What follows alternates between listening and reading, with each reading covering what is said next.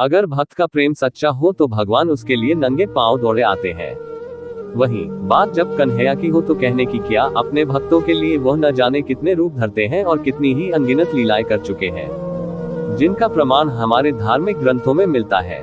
ऐसी ही एक रोचक कथा है जब कन्हैया ने अपने भक्त के लिए एक अनोखा काम किया। तो आइए जानते हैं इस बारे में विस्तार से। पौराणिक कथा के अनुसार एक बार की बात है, किसी नगर में एक राजा ने एक मंदिर बनवाया जिसमें श्री कृष्ण की एक मूर्ति भी रखवाई, लेकिन उसकी कभी पूजा नहीं की। पूजा करने के लिए मंदिर में एक पुजारी को रखा गया। पुजारी नियमित कन्हैया जी को नहलाता और बड़ी ही श्रद्धाभाव से उनकी पूजा अर्चना करता। राजा भी रोज कान्हा जी के लिए एक फूलों की माला भेज देता था और जब वह दर्शन करने आता तो पुजारी उस माला को उतार कर राजा को पहना देता। ऐसा करते करते पुजारी की भी उम्र बीत चुकी थी। एक दिन किसी वजह से राजा नहीं आ सका तो उसने एक सेवक के हाथ मंदिर में माला पहुंचा दी और कहलवाया दिया कि आज वह मंदिर नहीं आएगा, इसलिए पुजारी उसका इंतजार ना करे। इतना कहकर सेवक चला गया।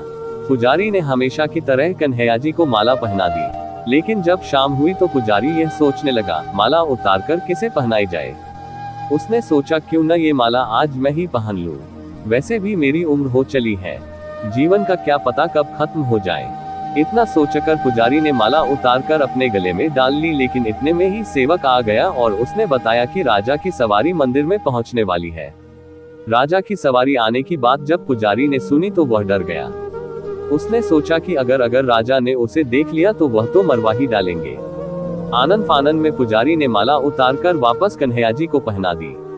जैसे ही राजा अंदर आया तो हमेशा की ही तरह पुजारी ने माला कान्हा जी के गले से उतारकर राजा को पहना दी, लेकिन माला पर लगा सफेद बाल देखकर राजा समझ गए कि पुजारी ने यह माला स्वयं ही पहनी थी।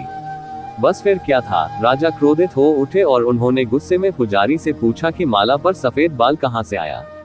तब राजा की बात सुनकर पुजारी डर गया और बोल पड़ा, ये तो कन्हैया जी का है।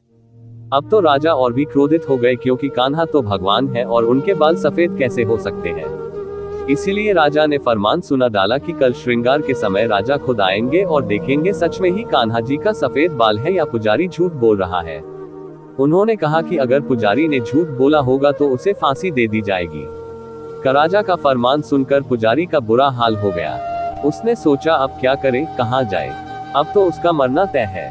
तब रोते रोते वह भगवान की शरण में पहुंचा और उनसे कहा कि हे केशव, मुझसे झूठ बोलने का अपराध तो हुआ है, लेकिन हो सके तो मुझे क्षमा कर दे और राजा से रक्षा करे। पुजारी ने कहा कि हे माधव, आपकी सेवा करते करते मैं वृद्ध हो चुका हूँ, अब आप मुझे माफ कर दीजिए, ऐसी गलती दोबारा नहीं होगी। यही कहते कहते पुजारी की न जाने कब आंख लग गई और उसकी आंख तब खुली जब सुबह हो चुकी थी। उधर सुबह होते ही राजा भी आ गया और कहने लगा, आज कान्हा जी का श्रृंगार वह खुद करेगा। ऐसा कहकर जैसे ही राजा ने कान्हा जी का मुकुट उतारा तो देखा कि श्री कृष्ण के तो सारे बाल ही सफेद हैं। लेकिन राजा को फिर भी यकीन नहीं हुआ। उसे लगा कि फांसी के डर से पुजारी ने ही बालों को रंग दिया होगा। राजा ने सोचा कि क्यों न कन्हैया जी का एक बाल तोड़कर देखा जाए। इसके बाद राजा ने कान्हा जी का एक बाल तोड़ लिया, लेकिन जैसे ही बाल टूटा कन्हैया के सिर से खून की धारा बहने लगी। ये देखकर राजा भगवान के चरणों में गिरकर माफी मांगने लगा। तभी श्री कृष्ण की मूर्ति से आवाज आई, हे राजन, तुमने मुझे केवल मूर्ति मात्र ही समझा, इसलिए आज से मैं तुम्हारे लिए केवल मूर्ति मात्र ही रहूंगा। लेकिन पुजारी ने सच्चे मन और पूरी श्रद्धा से मेरी भक्ति की है, इसलिए उसकी अनन्य भक्ति को देखकर मुझे अपने बाल सफेद करने पड़े। कन्हैया जी ने कहा कि भक्ति में कभी भी संशय नहीं होना चाहिए और सच्चे भक्त की लाज तो मैं कभी जाने ही नहीं देता।